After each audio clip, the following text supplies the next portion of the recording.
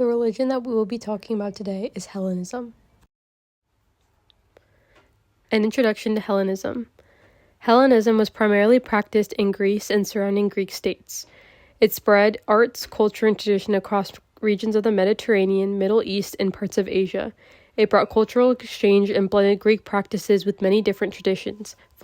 Philosophy, science, architecture, and the arts were all greatly influenced by Hellenism. The Hellenistic period also brought about great economic changes and scientific achievements in astronomy, mathematics, and medicine. Hellenism still has impacts on the modern-day world. What is Hellenism? During the Hellenistic period, Greek gods and myths blended with local beliefs. This merging led to the emergence of new cults and religious practices. Hellenism was a time of religious tolerance and a blending of many different traditions. This period is characterized by a split of Alexander's former empire. Historical background on Hellenism. When and where the religion began. Hellenism began after the death of Alexander the Great in 323 BCE. Hellenism started in Greece and surrounding Greek states. Founder and early leaders. The founding of Hellenism can be attributed to Alexander and his many conquests, but the spread of this religion was largely due to the Daciae, Alexander's generals, who divided the empire amongst themselves. They ensured that Greek influence continued to expand. How did this religion spread? This religion spread because of Alexander's many conquests across the region. His armies brought cultural influence to different lands, contributing to the overall blend of traditions. Major events. Hellenism fell to the Romans and the era ended for good in 31 BC. During the Hellenistic period, trade flourished due to an increase in trade routes. New architectural styles developed, including the creation of temples and palaces like the Library of Alexandria. For our 7 dimensions of Hellenism, we chose marble for our material. It is the most common material used for many sculptures, and it's known for its color and smoothness. The marble statue of Venus de Milo illustrates a nude female focusing on femininity and elegance. For experiential, we chose divine inspiration from Apollo. Experiential experiences are personal religious experiences. For example, experiencing divine intervention is told to have come from Apollo. For ritual, we chose offerings to God. Offerings to God, prayers, and rituals like animal sacrifices.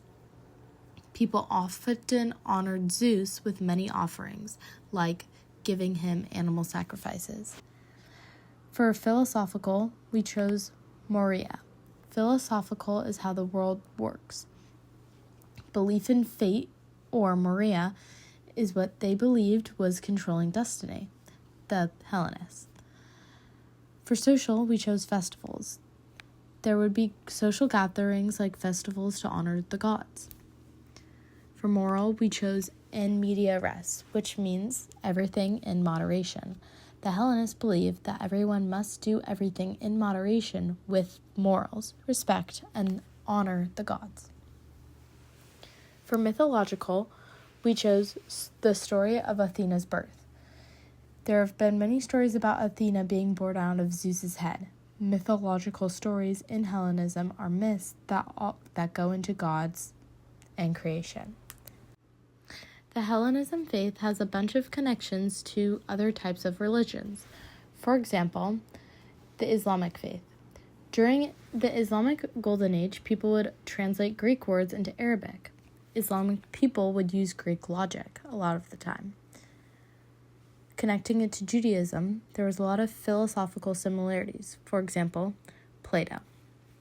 They often interpreted Jewish theology. Jewish scholars decided to translate Hebrew scriptures into Greek, creating the Old Testament. With Christianity, original Christian scriptures were written in Greek. St. Thomas Aquinas used Greek philosophy with a main focus on Aristotle. Greek was the most common language, resulting in Christianity spreading throughout the Mediterranean. Interesting facts about Hellenism. Hellenism was deeply connected to the Oracles of Delphi. The Oracles of Delphi was a religious institution on Mount Parnassus in central Greece, and many believed that the princess named Pythia delivered messages directly from the god Apollo. Usually offerings or sacrifices were brought to the god before asking a question. Fact number 2. Hellenism emphasizes the link between the divine and the mortal world. Hellenismos believe that the gods are able to influence human affairs, and in return, humans pay back the gods through rituals and offerings. Fact number 3. Each state and city had their own version of each god and worshipped them differently. For example, some believed the goddess Artemis was worshipped as a fertility god, while others worshipped her as a huntress. What happened after death? Well, there's multiple answers for this question. They either go with Hades and become a shadow of their former selves, travel to the Asphodel Meadow, a resting place, avoid Hades and go with the gods above, or they reincarnate. Question number 2. How many gods do Hellenists believe in? Well, they primarily focus on the 12 Olympian gods, the Decathon, but there's not a specific number of gods they worship.